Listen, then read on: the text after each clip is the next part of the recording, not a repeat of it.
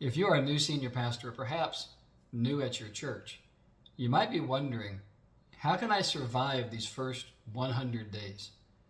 My name is Ken Hensley, and I have over 30 years of ministry experience as a senior pastor. And it's one reason why I started this channel, Senior Pastor Boot Camp. As I approached different churches of different sizes and different backgrounds and started my ministry with each one of them, I learned some lessons, unfortunately, some the hard way, but some through good counsel and wise mentoring. And I want to share with you 3 tips on how to make the most of your first 100 days. The first is simply come in to listen, not so much to lead. I know if you're coming from a previous ministry experience, or perhaps you're excited to be in your first senior ministry, you have a lot of great ideas. You have things you've thought about, prayed about, read about, and you want to come in and give them a try. The best way to lead your first 100 days is with your ears, to listen, to set up times to listen to your leaders, to listen to your congregation, to visit with your staff, but to learn to lead by listening, to come in and observe.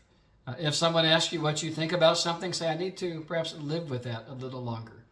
That's something to think about. Take notes, write those down, but think of things you want to do, but listen. The second most important thing that you can do as you start your first 100 days is to not to try to change too much too fast or to make a big change. Now, if something's on fire, if you have a situation that involves a moral failure, perhaps it's a legal issue, you have to deal with that.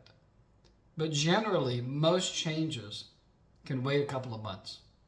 You come in, you do that observing we talked about, you do that listening that we talked about, and you're taking notes. You're asking good questions. You're asking your leaders, your staff, your congregation, what are some things you would like to see done better, done differently? As your new senior pastor, what's one way I could serve you better? And you listen. And you don't look for big changes. You are making perhaps small changes, but you're learning to listen and you're waiting to make big change. The final tip is one that I believe will set you up beyond 100 days for ministry success. In fact, when we talk about sustainability in ministry, developing what I call the 3 Ps as a weekly rhythm will help you serve for the long term.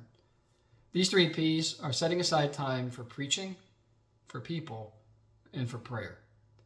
As a senior pastor, especially if you do the bulk of the weekend teaching, preaching is one of the most weighty responsibilities that you have to serve your church and serve God. All too often, many new senior pastors, especially those who may be a solo pastor, find their week filling up with a lot of other stuff. And sermon preparation gets squeezed in bits and pieces here and there, or perhaps last minute. One of the best things you can do early in your ministry is to establish a healthy rhythm. Designate times on your calendar, block them out, say, these are my research and writing times. This is my reading and thinking times. And set aside time to do sermon preparation. Make it consistent, make it regular. The second P is to meet with people. Have a time each week or a couple of times each week where you are intentional about meeting with someone.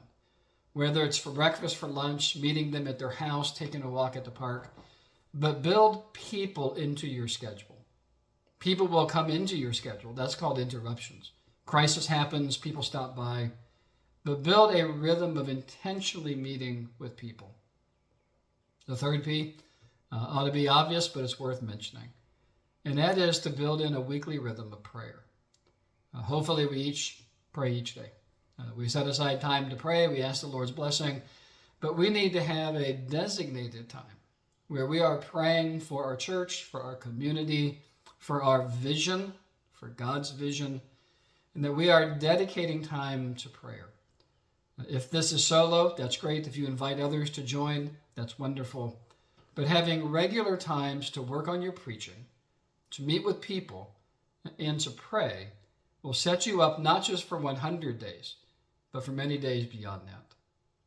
I hope you found these 3 tips to be helpful. To come in, to listen, not so much to lead, to how to ask good questions before you bring about big change, and how to develop healthy, sustainable rhythms. If you like this content, please leave a comment. Share something perhaps that you have found to be helpful in your own ministry, or perhaps something that was suggested to you. Or even better, like this video, click the subscribe button. We're a new channel just getting started.